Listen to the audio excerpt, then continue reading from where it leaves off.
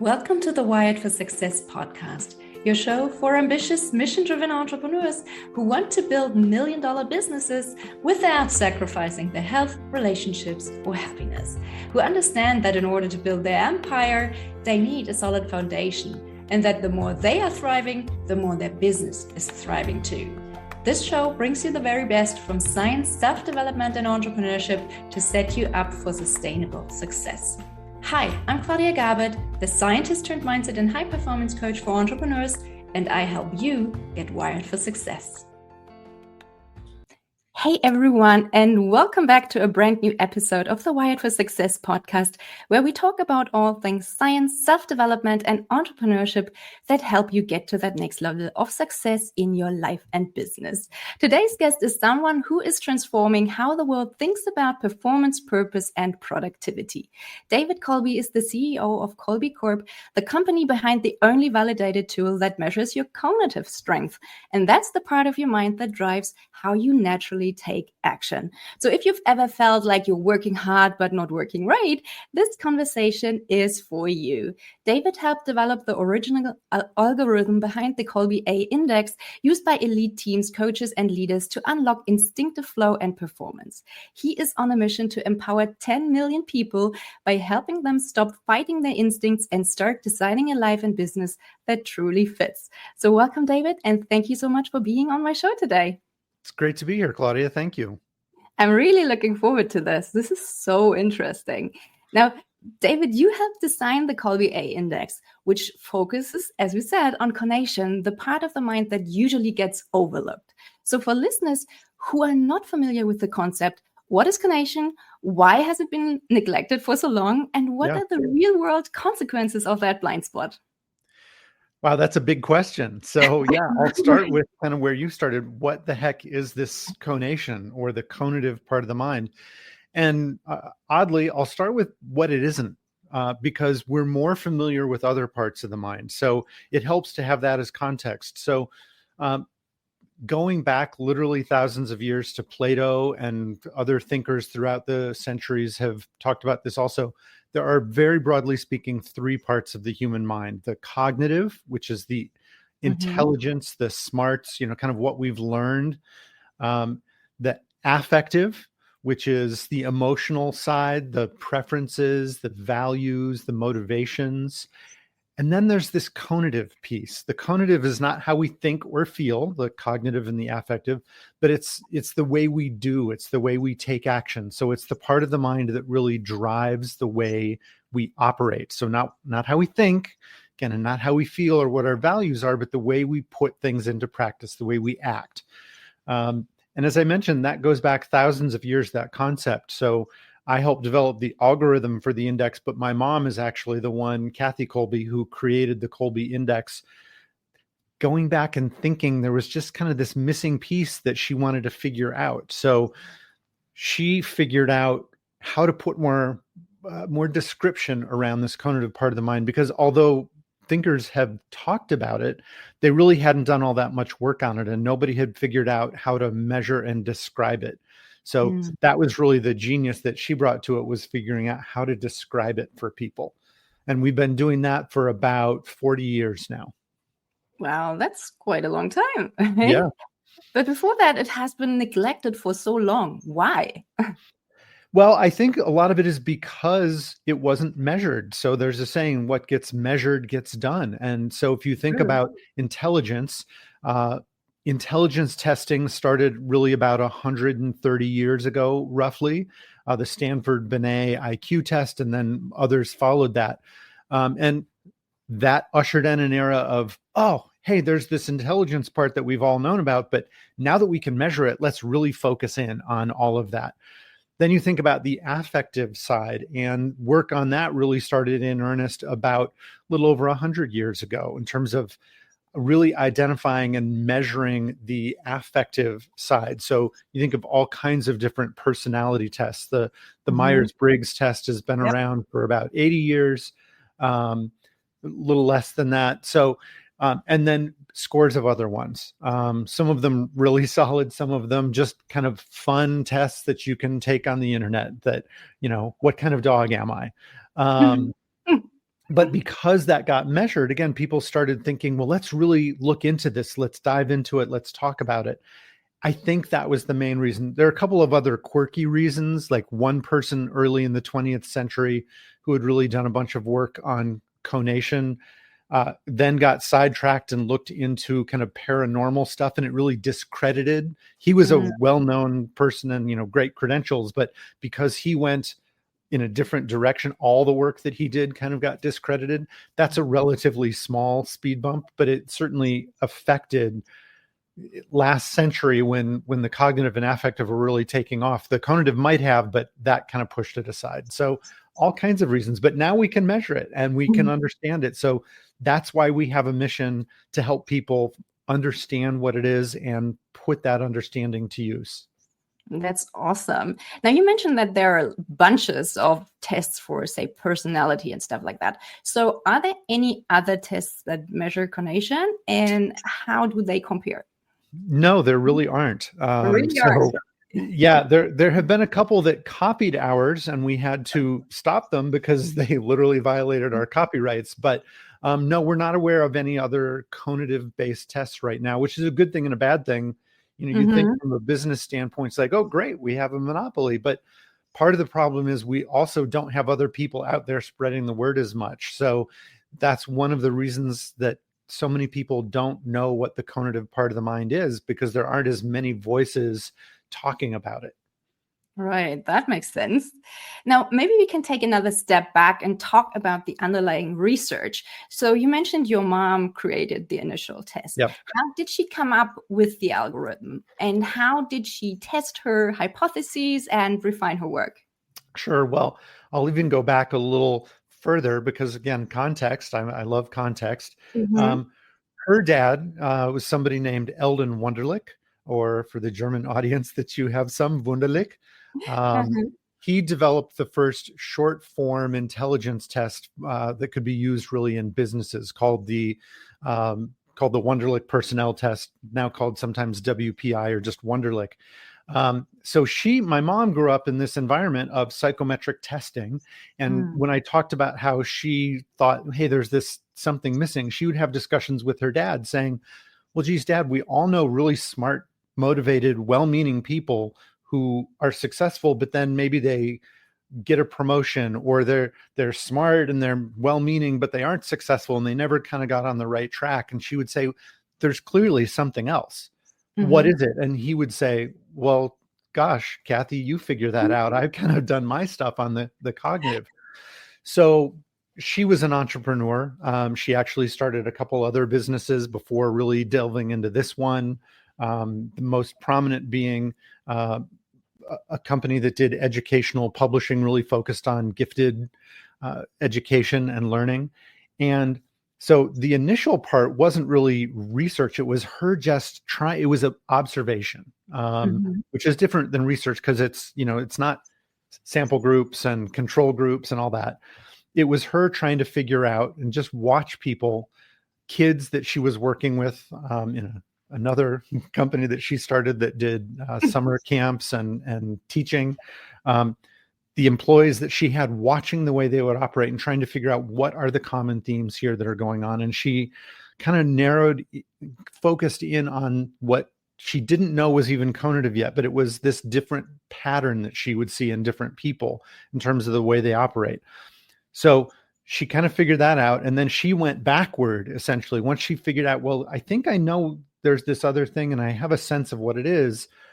Then she went back and researched, okay, what have other people said? There's got to be some literature out there. And that's when she made the connection back to Plato and Spinoza and other thinkers. And so at that point is when she developed the index. So there was kind of a long process there because, as I said, it started with her just observations. Hard to do research around one person's observations and just writing them down. What is the control group? And since there were no other tests, how do we compare it to anything? Exactly. So she developed a way of asking people questions to get a standard response. So what we're all familiar with in terms of assessments, very similar to personality tests, or affective assessments like Myers-Briggs or other things like that, DISC, predictive index, strengths finder. Again, there are all kinds of them. And figured out how to score it, and it would give a consistent result. At that point, she could really do more item analysis and more research into what's the validity, what's the retest reliability of the instrument. And she was able to do all of those things. And so, for instance, one of the findings, this trait is very stable. We've done retest reliability studies with intervals from 6 months up to even 20 years, and it's quite consistent. Roughly 90% of the time, people don't change more than the margin of error, which is essentially 1 point plus or minus. And we have a 0, or really a 1 through 10 scale. Wow. But I'm getting into the details a little too much, maybe. So I'll stop there. No, that's amazing. Thank you so much for sharing. So she basically went from anecdata to real data. Yes. I love the that. anecdata is important. I think that sometimes, because it needs to get to that later stage in terms of real data and, more of it that we can compare to, sometimes we forget that a lot of scientific discovery is motivated by that initial, and it doesn't have to be a eureka moment where it's just a bolt from the blue. It wasn't for her. It wasn't like she woke up one morning and said, I've got it. I know what this thing is. It was years. It was years of her trying to figure things out. And no, it wasn't research that could be kind of scrutinized and published. But if she hadn't spent those years figuring it out and looking at a whole bunch of anecdotes in her mind and kind of ruminating on it, it never would have gotten to the real research and real data stage. Yeah, I agree. It always starts with curiosity, and then you just have to stick with it and see where it leads you. Yeah. And in her case, it was really, and again, this is so much of science, it's solving a problem. Oh my gosh, there's a problem, a question, a puzzle, however you want to think of it. For her, it was this, as I talked about, this notion of, wait, but we can measure people's intelligence and we can measure their affect, whether they're motivated and do the values align, and those two things can line up really well, and yet there's still something else. And that was kind of the core of the conundrum, was what is this something else? Love that. Now let's get practical. So I took the Kolbe A test and I scored a 4833, and I'd love to unpack that. So what does this result actually tell you about how I'm wired to work, lead, and create? And where might I say instinctively thrive, or maybe unknowingly create friction for myself? Sure. So the numbers that you gave, 4833, those are in the same order. We figured out, again, Kathy really, but the company that she started and I now run and have for a while, she figured out 4 what we call action modes. So this big thing, conation, the way we're wired to take action, breaks down into how we deal with 4 things. The first one, fact finder, is how we deal with gathering and sharing information. So I'll talk a little bit more, but let me get all of them. So that's your 4. The next one is follow through, which is how we deal with systems and structure. That's your 8. The next one is quick start, which is how we deal with risk and the unknown. That's a 3. And then the last one is implementer, which is confusingly named because it's not how you implement as in carry things out, but it really is how you deal with space and tangibles. The name comes from the thought of the use of tools and implements, but it's all about really 3-dimensional, tactile, tangible action taking. So now going back and talking about a little bit more detail about the 4. So fact finder, dealing with information, how we gather it, share it. All of these are a spectrum, really, and we put numbers to them, which is good and bad. People love numbers. It helps people understand where on the spectrum they are, but it's also, it kind of lends itself to people thinking, well, I want to be the best. Well, there is no better or worse. You can't get a bad Kolbe score. It's just, it's where you are in each of these. So your 4 in fact finder means it goes from 1 to 10. So 4 means you're kind of in the mid range in terms of gathering and sharing information. The spectrum runs from somebody who, so I'm an 8. I'm more on this end of the spectrum where it's about, I need information. You ask me a question, I will go research it. I'll figure it out. If I already have done that, I can give you an answer right away because I've already done it. But I still, I drive for information, becoming an expert, knowing things. I have my phone near me. This revolutionized our lives in many ways, but for initiating what we call initiating fact finders who are on this, I initiate the problem solving process by gathering and sharing lots of information. I can do a search. I can get all kinds of information. It's at my fingertips. It fits me really well. The other end of the spectrum is somebody who really focuses on just the key information. Don't overwhelm me. I don't need to know about all the trees. I can look at the forest and tell you it's beautiful. So they really, they bottom line stuff. They get to the key details, 1, 2, or 3. Maybe looking at the executive summary rather than reading the entire report. So you're in that mid-range. You're a 4, so you're maybe a little bit more on the simplify side, where it's not, you, for instance, in sharing information, you would tend not to overwhelm people with too much information. You'd give them a bit and then you'd be ready to move on, which I'll do now. I'll move on to follow through. Or do you have a question? Yeah, I do actually, because that's super interesting. Because I think, well, I'm a scientist, so I love information. So Yes. I would have thought that I love gathering information, but then, as you said, I like to simplify it when I share it. So that part is true. The other part is surprising. Well, so one little, and this is probably, I'm picking up on the language, that what you love to do. So what you love to do or like to do, or you get warm feelings about, that is kind of starts to intermingle with the affect, with our preferences. So there are people who instinctively do not gather or share any information. That's just not what they do. But they might love information in the sense of, it makes me feel good when there's a lot of it. I like it. I want it, but they don't naturally do it themselves. That creates a little bit of a stress point for them individually, because they really want it and like it and love it, but they don't do it. So they've got to have other people gather it. So, for you, and keep in mind that when we do something professionally, you describe yourself as a scientist, and absolutely scientists are about data, but they aren't necessarily about gathering and sharing lots. Like you could be a 2 in follow through. So or a 1 at the end of the spectrum, where it's really simplify. And that person's genius in terms of the way they operate. And I don't mean genius in terms of intelligence. So I'm using this kind of on purpose. We always think about genius in terms of cognitive intelligence, but there are other kinds of geniuses like emotional intelligence. And lots of people have talked about that, where it's not a thinking IQ kind of intelligence, but it's having this natural sense of understanding other people emotionally. Well, conatively, there can be this genius around simplifying.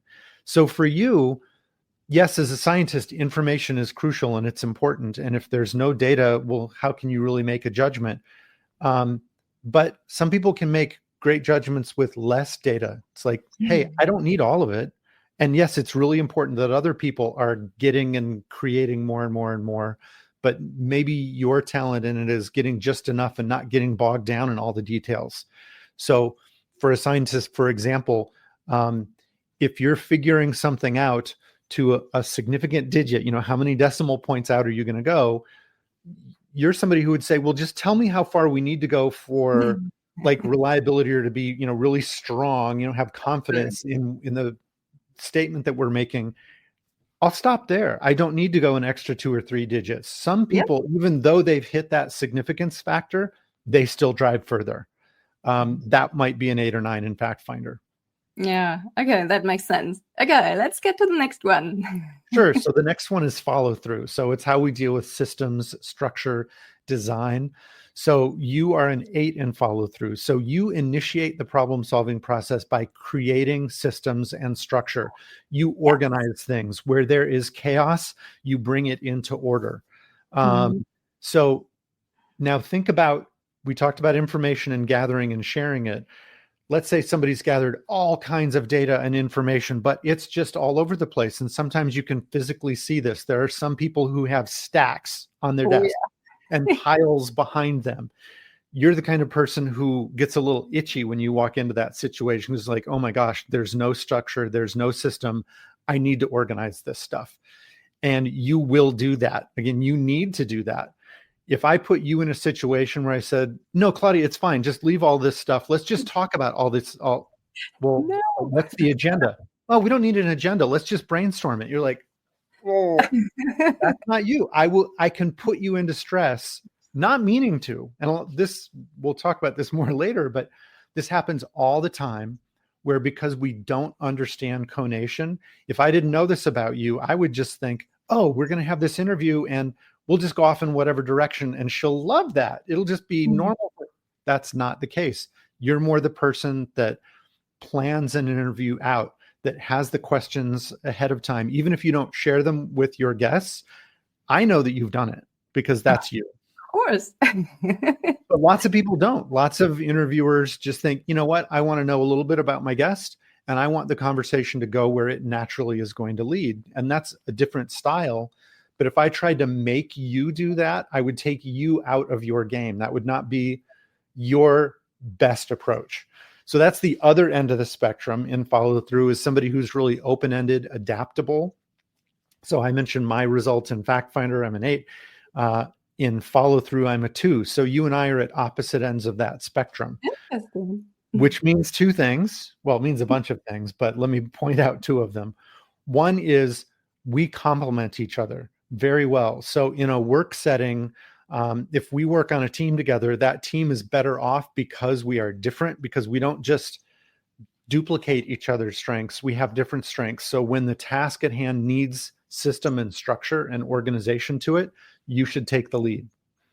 When that system breaks down, as they often do, and somebody needs to step in and just kind of create, that would be more natural for me, where it's okay, I don't know what the next step is because the plan got derailed. I can step in. So that's one thing, is that we're a great complement.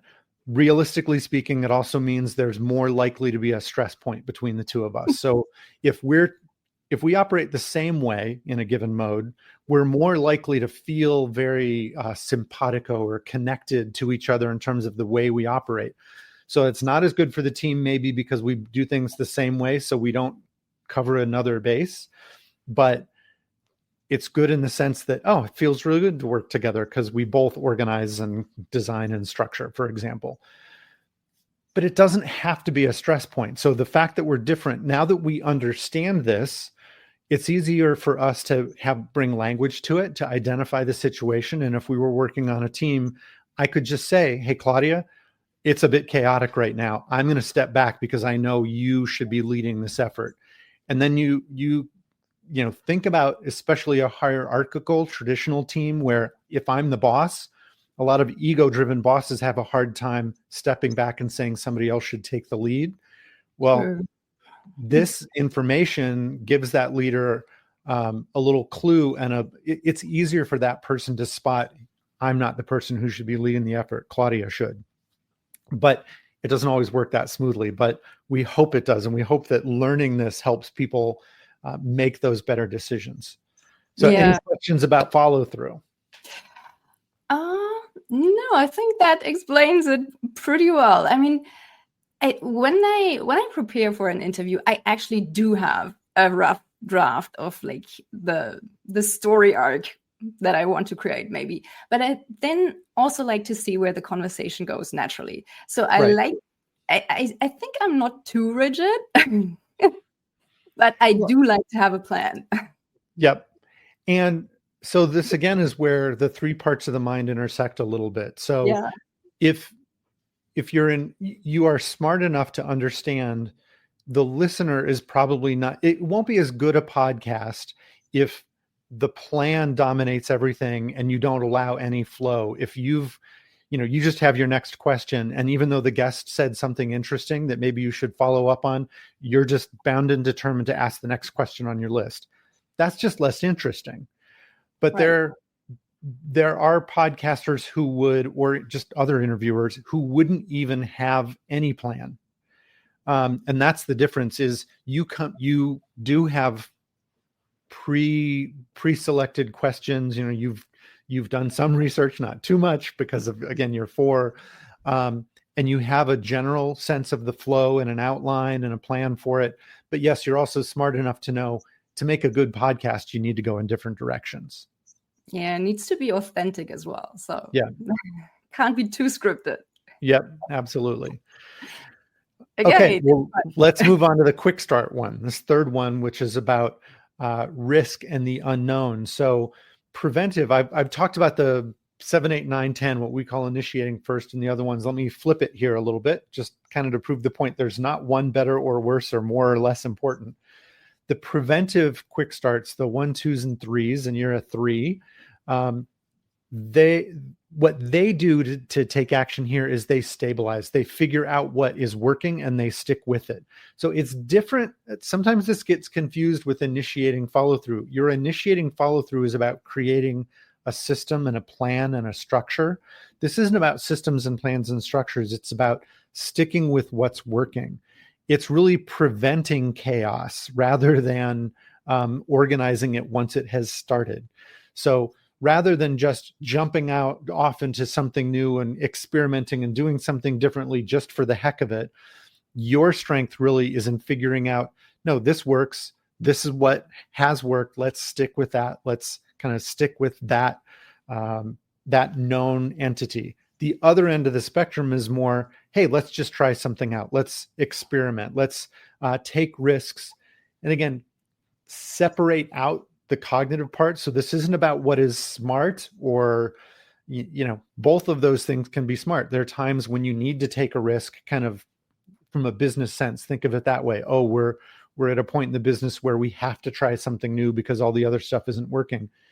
You can make that decision on a cognitive level. It's a good strategy, but there are people who are more naturally doing it. So those people are on the other end of the spectrum in terms of Kolbe results. So I'm a 7 in quick start.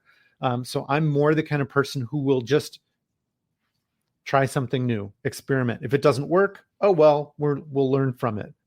It'll be another data point.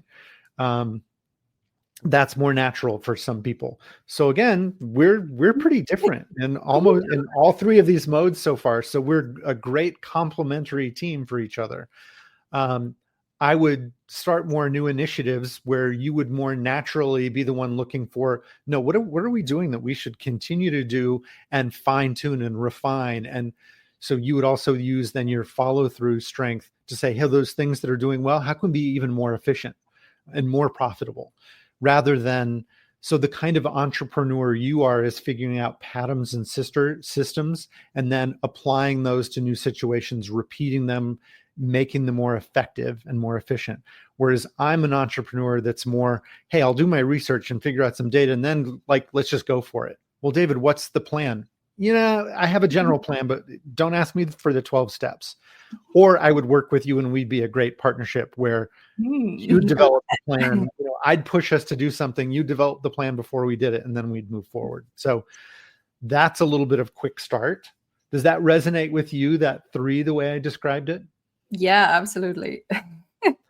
Do you ever get prodded for, why won't you just kind of fill in the blank? Why won't you just try this? Why don't you just do something different?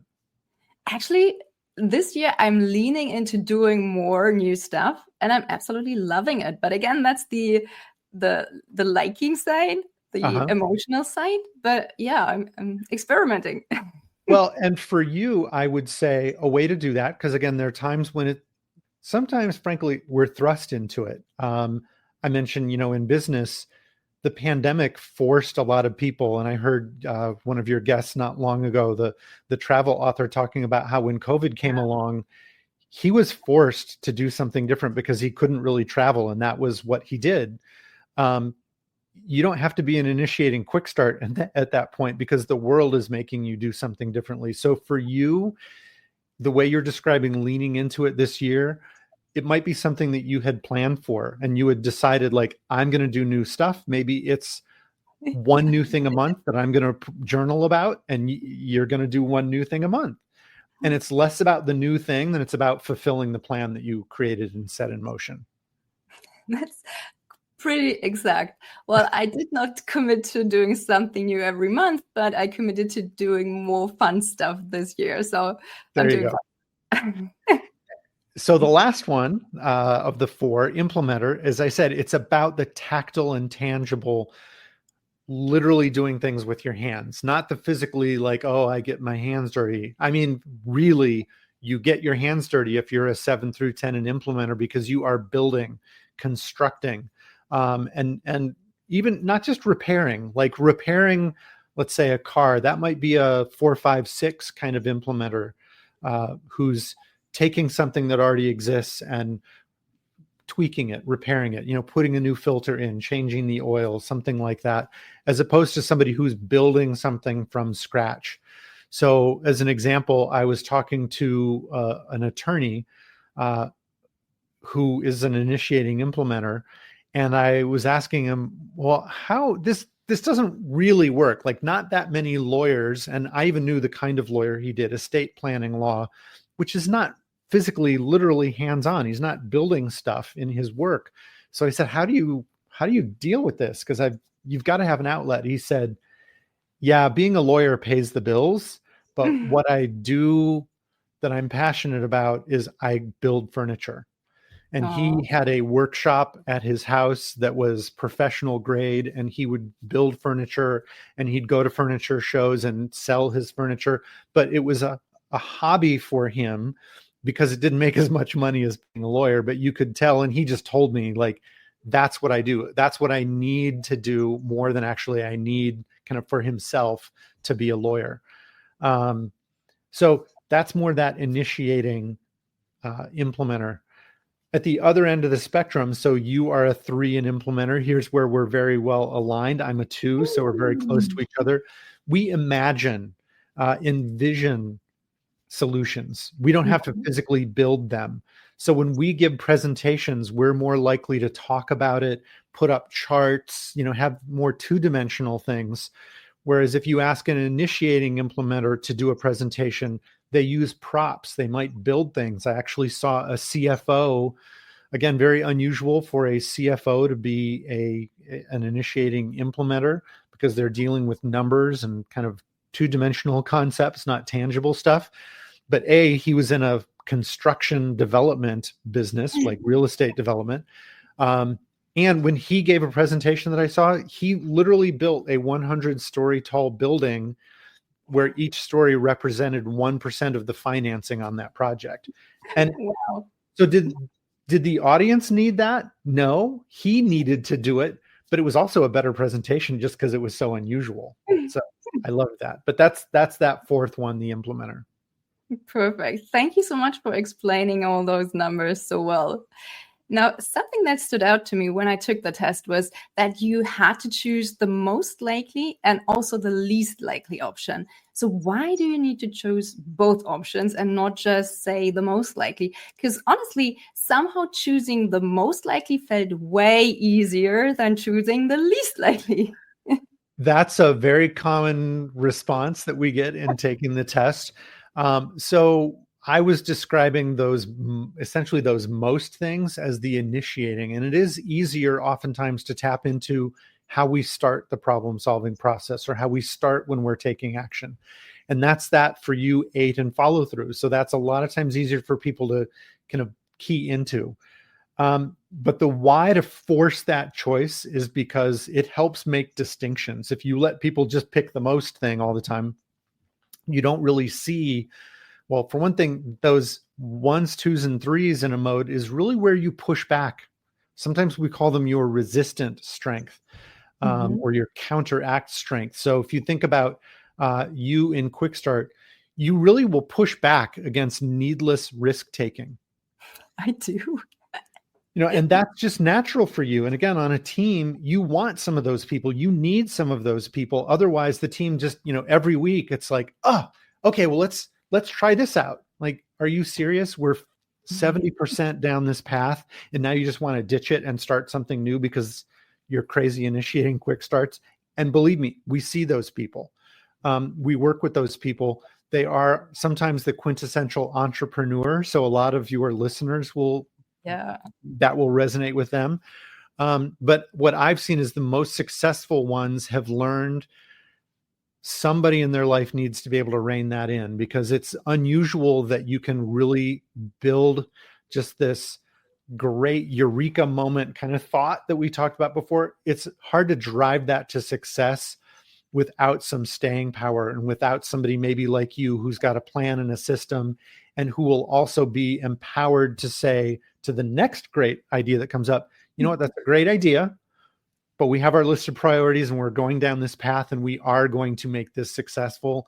And if we do that other thing, we're just going to go off on a tangent and then nothing's going to be successful. So it's an interesting interplay. And actually one of the great joys in what I do is we help people understand their individual strengths, but we also help them understand if they really want to achieve great things, they need more than just themselves to do that. They really do need to work with other people. Yeah, you shouldn't create a bubble of just like-minded people around you. Yep. That's true. Now, what would be your best advice for someone like me with those test results to create the most flow in my life? Yeah. So I'll start with professional. You said life, so I love that, because we don't leave our instinctive strengths at the door when we go home. They are with us all the time. But for you, that flow really is about structure and systems and being able to have time to create those, to see patterns and to implement systems and structure around that, to be able to stick with those plans. But now I'll shift a little bit to more the personal side. And you talked about trying out new things and having fun new things that you're doing this year. That's amazing. And I love that. My caution for you would be, don't listen too much to other people who say fun equals trying new stuff all the time. Mm-hmm. You have to be spontaneous to have fun.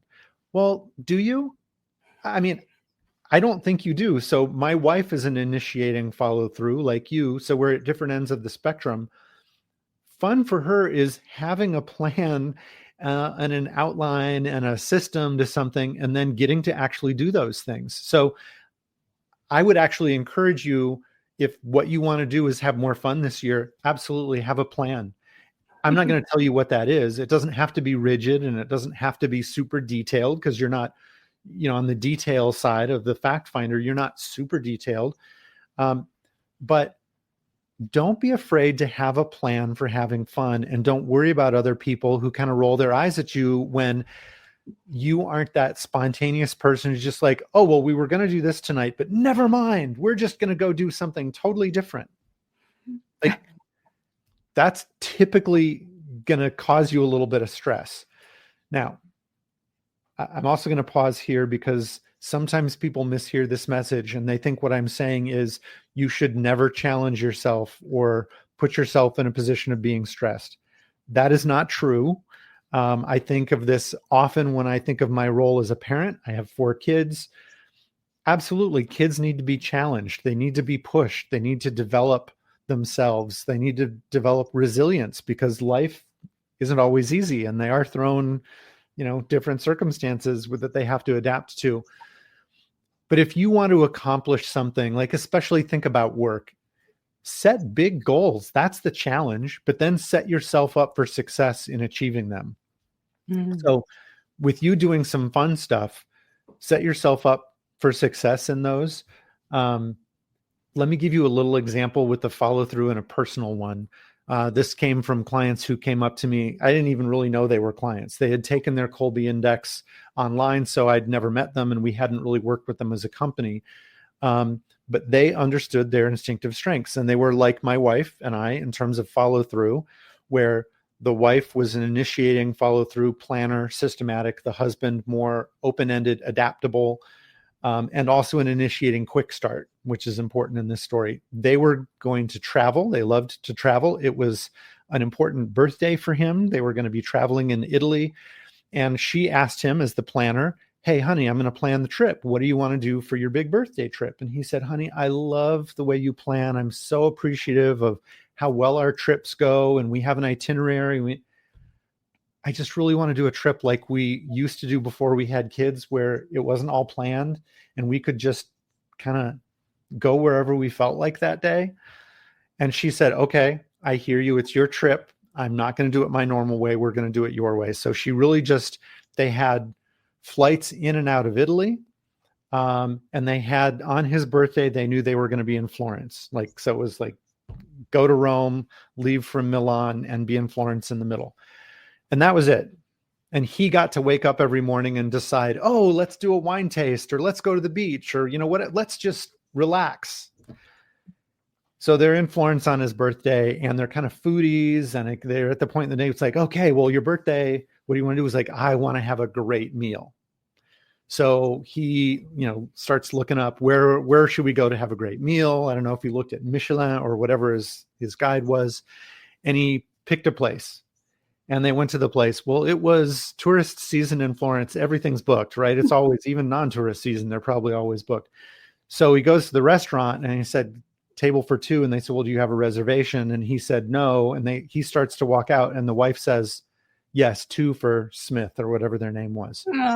And he's like, what are you talking about? And she said, well, honey, it's your birthday. I know you love a good meal. I didn't want you to not have a great meal tonight. So I made reservations at 3 restaurants I thought you might really like. He picked one of those 3 restaurants, and he got to have the great meal. Hey. What I love about it is not only that she did it, but that she didn't tell him, because his request was, I don't want the plan and the system and the structure. I want to feel and be free to do whatever I'm going to do. And yet, so if he picked a restaurant and they got in, maybe she never would have told him, and it just would have been, he picked something different, where he didn't want to go out to a nice dinner that night. He wanted to just, get a bottle of wine and sit on the bridge over the Arno. I don't know. But I love that they made it work for both of them, because oftentimes with couples, they don't give each other that space. The husband would say, let's have a trip that isn't planned. And she'd say, okay, I won't. Then she'd plan it, and she'd let him know, honey, we can do what you want, but here are 4 things that I think we could do today. That's not what he asked for. So they made it work. And she also got to use some of that stuff, but I love the small detail that she didn't tell him about it until it bailed him out. Yeah, so cute. Yeah. It's a lovely story. Now, when I got my test results, it said that apparently my result is very rare, and it's just like 5% of the population is likely to have one just like it. So does that mean that my mind is wired completely differently compared to most people? And if so, what's the most common type? Well, so here's the thing. Most of them are unusual, because the combination, if you think about the different combinations and permutations, to have one specific one is pretty unusual. So no, you're not really way out on the end of, oh my gosh, most people, they match other people and you are something different. So I don't know what one result is the most common. We actually don't look at that, partly because we don't want to get in that mindset of common versus rare, but we do want to make the point. And the reason we put this in your result is, don't think of yourself as just like everybody else. You are yourself. You've got your own instinctive strengths, and you should focus on those and develop them. This also goes along with, there's no right or wrong, better or worse. Don't look at a number like, oh, you're a 4 in fact finder. It's not a matter of working to be a better fact finder so you can move it up to be a 6 or an 8. That's not better. That's just different. And it's not you. So you would be wasting your time trying to be better in that. Now, realistically, there are times where if you're in a job, you might be in a role where it's all about gathering and sharing information or creating new data. And that might be stressful for you. So I would say, yes, do it for a while, but try to find, put a time limit on it. You're going to do that for half an hour, and then you're going to switch to something else, so you don't just get overwhelmed or run down by all of that. And also, if you can, longer term, try to find ways that you can reduce the amount of time you're just gathering and sharing information, because that's not your highest and best use of your talents. Yeah, that makes sense. Now, something that I want to come back to that we already mentioned is that the Kolbe Index is not a personality test, but have you ever looked into parallels between, say, the Kolbe scores and something Yeah. like the Big Five or Myers-Briggs? Because the funny thing is, when I took the Myers-Briggs, I'm also the rarest type there. So it's kind of like, what's going on? We have looked at that, and there are very weak to no correlations between Myers-Briggs and most of the Big Five stuff. So that's one of the reasons we know we're measuring something different, is that there aren't strong correlations. If we were really measuring like Big Five personality traits, you would expect to see significant correlations between some of those five and some of our four. Right. And this might also be a little bit of a left field question, but have you seen any correlations between the Kolbe types and physical energy patterns? And what I mean by this is like something like circadian rhythms or burnout susceptibility, or even diet and exercise preferences. So you threw a bunch in there. So yes and no. So for instance, circadian rhythms, we haven't looked at that, so I don't know. Mm-hmm. My guess would be probably not, but we haven't done the research, so I'm not sure. Things like diet and exercise. So if you think about what I've been describing in terms of the way you use your strengths at work or in personal relationships, same thing in terms of diet and exercise.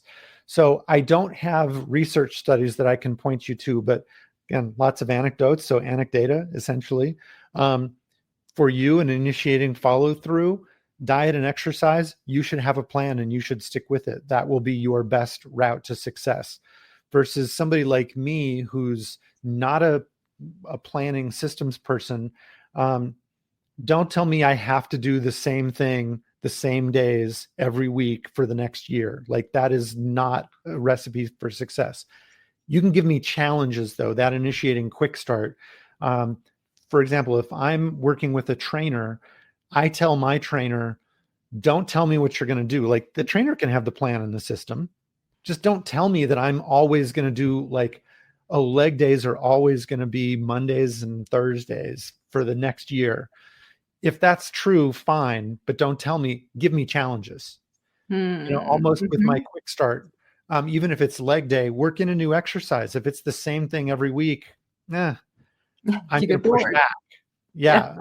Some of it's getting bored, but that's, again, more affective. I will rebel. I will push back against that. I need to try different things out. So it's like, hey, let's try this new exercise. The trainer needs to know that about me. I need to know it about myself if it's self-directed. And I think a lot of people beat themselves up. And typically it's where we are a 1, 2, or 3 in a mode that we beat ourselves up thinking, oh, I should be more like the other end. So for me in follow through, I often think, well, I should be more systematic and more structured. Well, I'm not. And I can work really hard to make myself that way, but it's not setting myself up for success. But I can do a couple of things that are looking like that. Habits. Habits are they're not really the same as setting up systems and structures, but once we develop them, they tend to stick with us. And there are all kinds of reasons. Sometimes they're habits, but they're really more addictions. Like if you think about your morning coffee, it's actually a physical addiction to the caffeine that drives you to do something. But even with me, so I have a caffeine addiction, essentially. It's mild, but here's my coffee. I don't drink my coffee the same way every day or at the same time every day, but the physical addiction is there. But I do have the habit of starting my day somewhat early with some coffee. So I can develop habits that make it easier for me to follow systems. Like I need to brush my teeth every morning. So I have that habit, but it doesn't fall in the same sequence every morning. Whereas some people, it's got to fall in the same sequence, like, shower, brush my hair, then brush my teeth. And it's always the same. I can do it whenever. I just do it before I leave. So funny. Yeah, I think the reason why I'm asking that question is, could there be a biological basis for cognitive strength? And I mean, it's definitely about information processing of some sort. So I feel that quite literally the way our brains are wired and the levels of neurotransmitters that we are accustomed to might play a big role. I would love to get deeper into knowing the answer. Not, I was going to say into the answer to that. I don't have the answer. What we've done is we have done research into, we've done some identical twin studies, and identical twins do not necessarily have the same Kolbe result, which is fascinating. So, then we can talk about, well, is it epigenetics? And I don't know. Results don't look like they change over time. So it doesn't look like it's a learned trait. It looks like it's more hardwired. We describe them as instinctive strengths. But so then how do we get them? Are they, if they're genetic, you'd think identical twins would have the same or roughly the same strengths, and they don't. So I don't know how they are wired, but yes, we absolutely do think they're wired. We've done one preliminary QEEG study to look at brain waves. But so it looks like there are parts of the mind that are more activated. It's difficult to measure with QEEG. I want to do some more. Let's do it. Yeah, let's do it. But it does look like the fascinating thing, and it's a very small sample size, so I'm hesitant to draw too many conclusions. But when we gave somebody a task to do that didn't fit their conative strengths, like, so for you, that would be giving you something where you couldn't use a system or a structure. The pattern of brainwave activity was more scattered, was the researcher that we worked with. That was the phrase he used, versus giving you a task that was about systems and structure. The brain activity was better aligned. So for the same outcome, essentially the brain was using up more electrical energy to achieve the same outcome, where the pattern or where the task was mismatched to their conative strength. So I want to find out more about that, but I also want to find out more, how the heck do we get these things? Yeah, so interesting. We should definitely design some experiments. Yeah. Now, in your experience, what are some, you already mentioned it basically. What are some of the early warning signs, maybe in your job or your business, when someone is working against their conative strength, and what should they do? It's really, the first thing are the signs of stress, that they can be caused by other reasons too, just personal stress in their life or overwork. Those aren't really conative. Well, overwork can be, but so just what are those signs? They might be short-tempered. They might not have as much energy. They're super tired at the end of the day. And again, think of it in contrast. Like I mentioned, that super tired at the end of the day. Well, that might be because they're sick. Yeah. But when it's consistent, think of the other thing. Think of people who they click with what they're doing. And usually that's all three parts of the mind. They're really smart. They have an intelligence in the field they're working in. They have an emotional connection to it too. So I talked before about how we sometimes have an emotional connection to doing things in a way that doesn't match who we are. That could be because a parent taught us, hey, I value systems and structure and organization. If that's what your parent taught you, even if you aren't that person, you're going to value that. But getting back to my example, if somebody is well aligned in all those things, so they have an intelligence toward what they're doing, they have an emotional connection. Oh, they love the field that they do. I'm a molecular biologist and I love that. It's just fascinating to me. That's great. And then the conative piece, hey, I get to create systems and structure and work on those, and I get to push back against needless risk taking. When they're in that kind of role, like for you, well, for anybody, but I was kind of describing a role that might work for you. You can work and work and work, and you don't need to stop, like until you physically need to eat and sleep. And we've heard stories about people who will work even past the point of needing to eat and sleep because they're so connected to what they're doing. That's a flow state.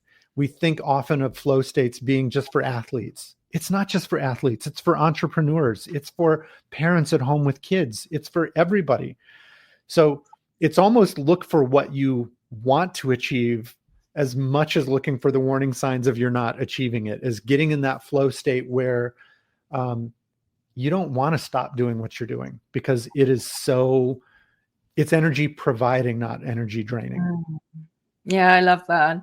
And that just reminds me that I talked to someone who said about their sister, like, I don't know what she does all day because she's so exhausted by the end of every day. And she shouldn't be, because I know that he loves his work and it energizes him. But apparently it's completely different for his sister. So she feels drained every day. Yeah. And unfortunately, unfortunately, we all know people like that. And that's part of what drives our mission is, if you think there are only three parts of the human mind, broadly speaking, and we've been operating in ignorance of one of the three, of a third of what drives the way we operate. Wow. I have so much work to do. So there are fewer people who are drained and burned out at the end of the day. And I know there are all kinds of reasons. I'm not going to fix all of those, but if I can fix a part of it, it's huge. Yeah, that brings me actually to one of the last questions I wanted to ask you, because you're aiming to reach 10 million people with the Kolbe Index. So I'm curious, what do you think shifts in the world if even just 1 million people stopped working against their instincts? Well, we've already got well over 1 million. We're close to 2 million people. Yay. So we're on the way. I think of it one at a time, frankly. I was just at a conference essentially, and there were a number of people who have taken the Kolbe Index there, and it's always great. And most of them I'd never met before.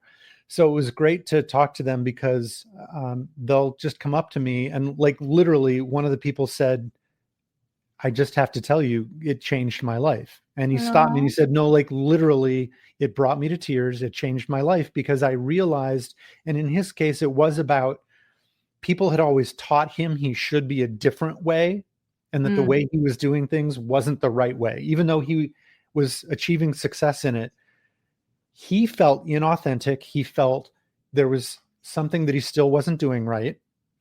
And when he got his Kolbe result, it was like something unlocked for him. It was, so the emotional part of it was, you're not doing anything wrong. You're doing it the way you should be doing it. You actually are living your authentic life, and you can politely ignore some of those voices that you're hearing.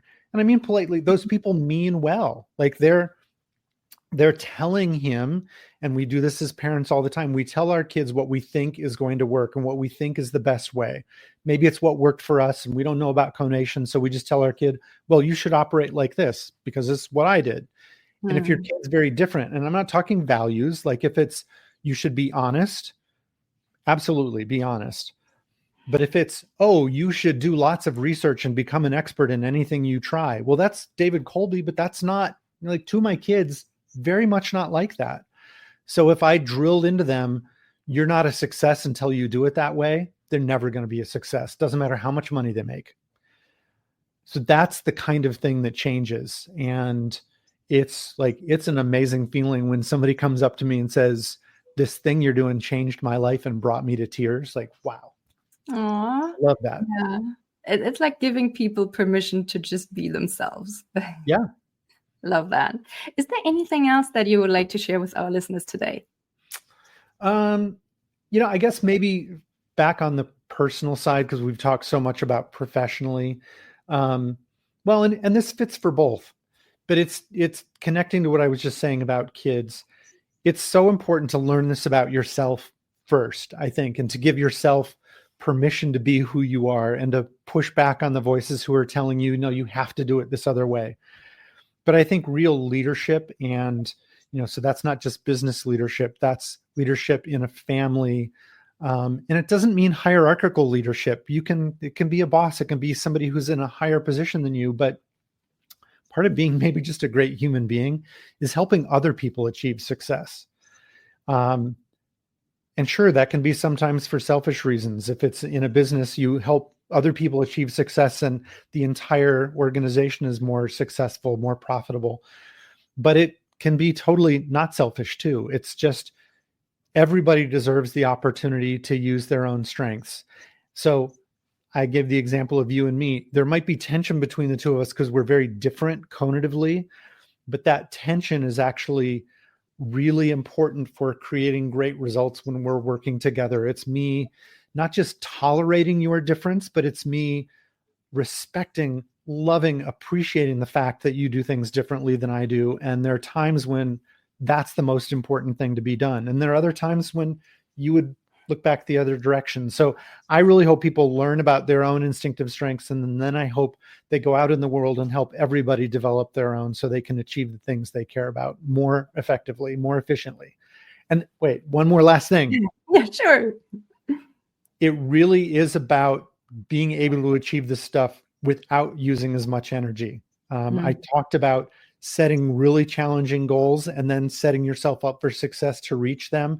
You can achieve those goals and still have energy left over at the end of the day. So unlike the sister you were talking about, if you're better aligned in terms of the way you take action to achieve what you've got to do every day, you can have energy left over for your family, for yourself, for other projects. Yeah, I love that. And I hope people take the test and have all those revelations and create the life that has more flow and more energy. So last but not least, where can people find you online if they would like to learn more about you or take the test or just connect with you? Yeah, so all of the above is kolbe.com. So www.kolbe.com. There's information about the company and me, but importantly, you can just go and take the Kolbe A Index. And if you have kids who are at a 5th grade reading level or above, there's also the Kolbe Y for Youth Index that they can take. Awesome. David, thank you so much for sharing your wisdom with us today. This was so much fun. Claudia, thanks for having me. It's great to talk with you.